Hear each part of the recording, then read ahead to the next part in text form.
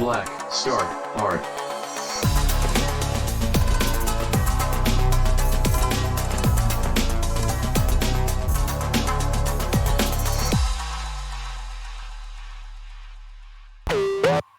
You are polite when needed. A cool head, an adaptable thinker. Skill of an associator indeed. Colin noted. We won't keep you. Regardless of your results, we would like you to trial for the Eola's Martial Warrior Academy. Tyne rose and stared into Leon's eyes as he laid out the offer. Leon's brow was twitching with a frown, but he was aware that betraying any expression on his face might be seen as a sign of rudeness. Instead, he cordially bowed and thanked the men, neither agreeing or disagreeing with the offer. Jax laughed, jolting the men from their conversation and drawing their attention to him. See, my boy is trained well. Indeed. Well, think it over. There is still time. Leon tensed when the men left the apartment, and he was alone with his father. Those fools think they can claim you because of what they did today at work. Trying to box me in a corner. Fools.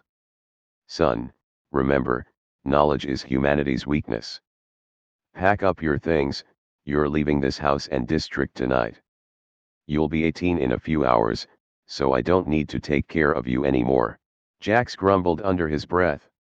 He soberly rose from the sofa. Why? Leon frowned. Sure, he didn't mind leaving, but why all of a sudden, and where the fuck was he going to go? He figured he could crash at a media cafe for a few days, but eventually, he would need a base for downtime. Relax. I've arranged for a place where I guarantee you won't be attacked. You can crash there until the folks decide to kick your sorry ass onto the streets. Keep you away from those nosy Eola's prats, he said. The last few words had been mumbled too low for Leon to hear. Guarantee. Then where's this place and why didn't you send me earlier? Leon growled. Because, well, you don't need to know. Go here. If you ain't gone by morning, I'll stab you. Jax handed Leon a black business card with nothing but an address on it. Leon heaved with disappointment. So, his father must have lost a gamble, and today's meeting with the Eola's martial warriors was the consequence. This scenario he found interesting. Leon fisted the business card and stood rooted to the spot. His father calmly walked out of the room and into another, slamming the door behind him. Fine you fucker. I'll go, and I won't look back.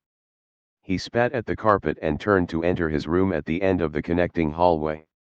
Besides, he was keen to see why the Eola's martial sect riled up his father so much. For his old man to wear a suit and sit obediently on his family sofa before men he despised. These Eola's masters obviously had some power up their sleeves. Instead of taking a moment to rest on his plain single bed that resembled a hospital type, he rummaged through the only pieces of furniture aside from the bed, his single-door wardrobe and two-tier chests of drawerwares.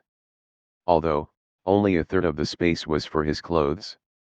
Most of the space concealed small silver blades and crossbow weapons that could be hidden beneath his sleeves or jacket lining. He pulled out a duffel bag that was already packed with clothes, packed a few larger blades at the top, and zipped it up with a sigh. Story of his life. Always on the run. Always have to be ready to leave. Today was finally the day he was leaving. He redressed in a dark red hoodie, jeans, and black sneakers. Fitted a few hidden crossbows and weapons in his sleeves and pockets. Grabbed his bag, flipped up his hood to hide his face, and opened his bedroom window to a still and starless night. He called upon his magic to enhance his eyesight and the flexibility of his limbs, which would grant him speed. With one giant leap, he jumped out his window and silently landed on the fire landing of the opposite building. He leaped from building to building, eventually reaching a busy street of the Metal District's main center. Never would he look back.